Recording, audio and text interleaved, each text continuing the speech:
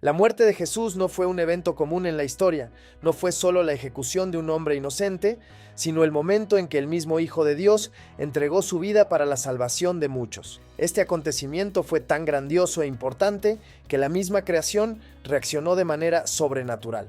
Por eso, en el video de hoy vamos a explorar 5 eventos sorprendentes que ocurrieron inmediatamente después de la muerte de Jesús, mostrando cómo ese momento lo cambió todo, tanto en el mundo físico como en el espiritual.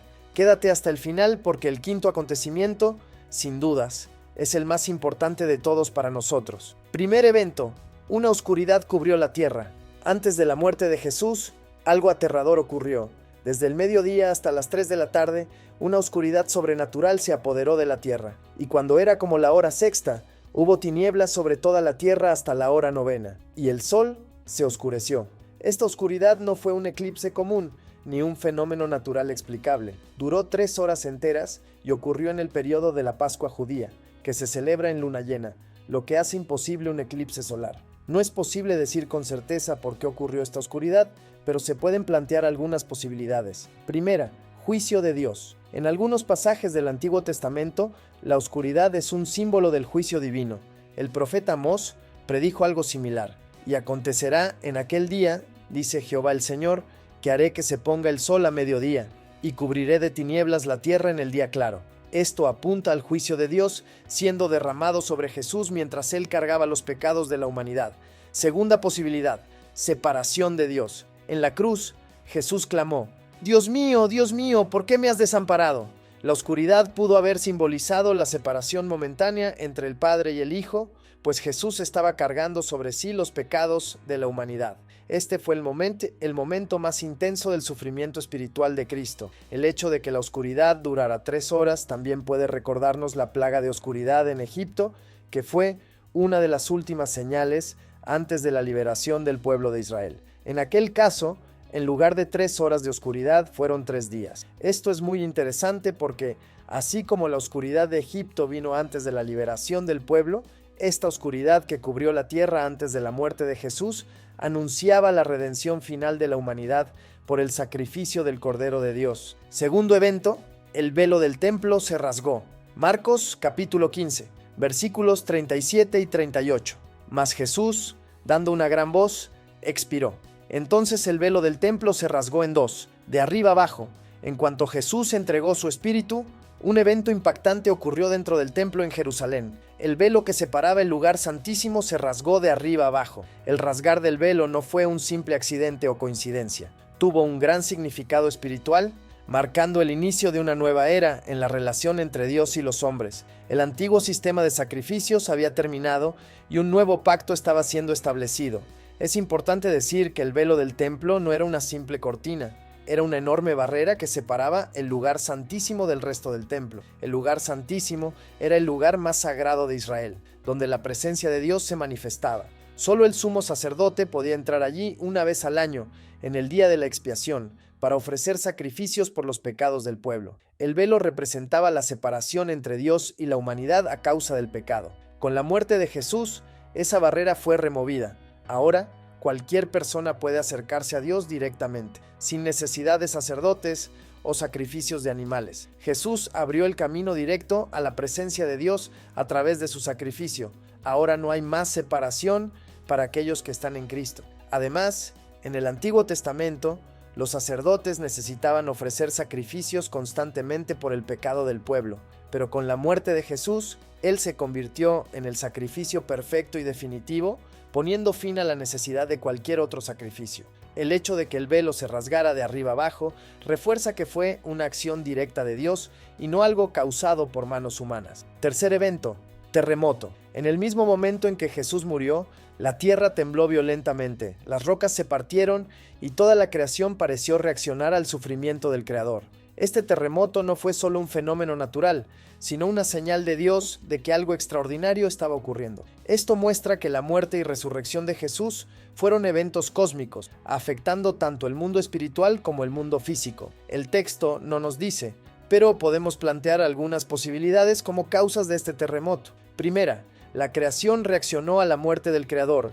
La Biblia enseña que Jesús es aquel por medio de quien todas las cosas fueron creadas, porque en Él fueron creadas todas las cosas, las que hay en Él, los cielos y las que hay en la tierra, visibles e invisibles. Todo fue creado por medio de Él y para Él. Si Jesús es el Creador, no es sorprendente que la creación haya reaccionado violentamente a su muerte. El temblor de la tierra pudo haber sido como un lamento cósmico, demostrando que algo profundo y trágico había ocurrido. Segunda posibilidad, el juicio y la ira de Dios. En la Biblia, los terremotos frecuentemente acompañan manifestaciones de la ira de Dios. Por ejemplo, en el monte Sinaí, cuando Dios entregó la ley a Moisés, la tierra también tembló, y todo el monte Sinaí humeaba, porque Jehová había descendido sobre él en fuego, y el humo subía como el humo de un horno, y todo el monte se estremecía en gran manera. Es decir, el terremoto en la crucifixión pudo haber simbolizado el juicio de Dios sobre el pecado, siendo derramado sobre Jesús en nuestro lugar. Tercera posibilidad, testimonio de quién era Jesús. El hecho de que Mateo mencione que los soldados tuvieron gran temor muestra que después del terremoto y otros eventos, finalmente se dieron cuenta de que estaban tratando con algo mucho mayor que una ejecución común. Ese temor pudo haber despertado fe en muchas personas que presenciaron todo aquello. Cuarto evento. Muchos santos fueron resucitados. Solo Mateo registra uno de los eventos más misteriosos del Nuevo Testamento. Y se abrieron los sepulcros, y muchos cuerpos de santos que habían dormido se levantaron. Y saliendo de los sepulcros, después de la resurrección de él, vinieron a la santa ciudad, y aparecieron a muchos. Estos pocos versículos nos generan muchas dudas. ¿Quiénes eran esos santos? ¿Qué pasó con ellos después? ¿Y cuál es el significado de esa resurrección? Resolver estas cuestiones no es sencillo por algunos motivos. Primero, estos son los únicos versículos en todo el Nuevo Testamento que mencionan este evento, sin paralelo en los otros evangelios, lo que levanta aún muchas otras preguntas sin respuesta. ¿Qué tipo de cuerpo recibieron estos santos? ¿Volvieron a morir? ¿Cuántas personas los vieron?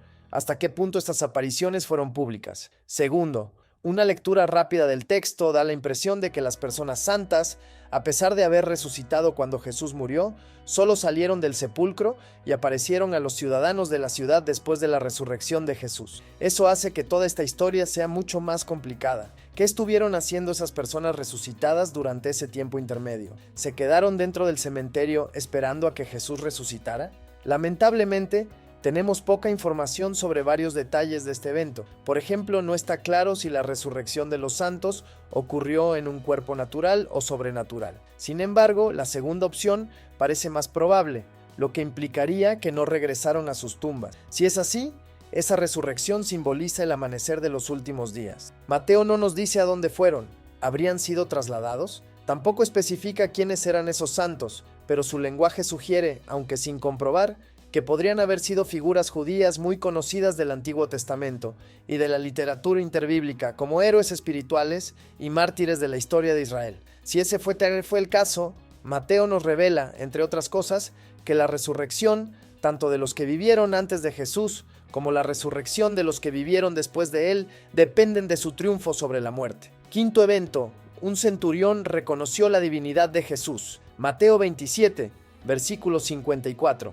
El centurión y los que estaban con él guardando a Jesús, visto el terremoto y las cosas que habían sido hechas, temieron en gran manera y dijeron, verdaderamente, este era hijo de Dios. El centurión era un oficial de alto rango del ejército romano, responsable de comandar cerca de 100 soldados. Probablemente era un hombre experimentado, endurecido por la guerra, acostumbrado a la violencia y a la brutalidad de las ejecuciones. Para él, Jesús era solo otro criminal condenado a muerte por el Imperio Romano. Vio a Jesús ser azotado, cargar la cruz, ser clavado en ella y finalmente morir. Pero algo en la manera en que Jesús enfrentó la muerte llamó su atención. La confesión del centurión no fue un comentario cualquiera. Él era un soldado romano educado en el politeísmo, pero reconoció que Jesús era más que un hombre común.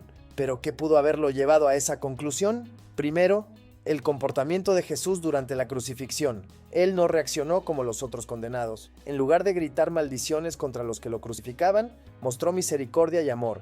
Ver a un hombre pidiendo perdón por sus verdugos en medio de un dolor extremo era algo inusual e impactante. Segundo, las señales. Tanto la oscuridad como el terremoto que quebró las piedras y abrió sepulcros fue un evento aterrador para el centurión y sus soldados. Eso fue una evidencia más de que algo divino estaba sucediendo. Esta confesión es extraordinaria porque viene de un gentil, un soldado romano, y no de un discípulo o religioso judío. Mientras los mismos judíos estaban rechazando a Jesús, un pagano lo reconoce como Hijo de Dios. Este evento es quizá el más importante de todos para nosotros, porque cumplió la profecía de que el Evangelio no sería solo para los judíos, sino para todas las naciones. La conversión de este hombre anticipó lo que sucedería después. Miles de gentiles llegarían a creer en Jesús mediante la predicación del Evangelio. Ahora quiero saber tu opinión. ¿Cuál de estos eventos te pareció más impresionante? Ahora, si quieres profundizar en tu estudio bíblico, echa un vistazo a mi recurso exclusivo, mapas mentales de todos los libros de la Biblia, diseñados para hacer tu aprendizaje más fácil y efectivo. También recibirás materiales extra para llevar tu jornada bíblica al siguiente nivel, no te lo pierdas. Haz clic en el enlace en la descripción para obtener acceso inmediato. Aprovecha para ver también el video que está apareciendo en tu pantalla. Hasta la próxima.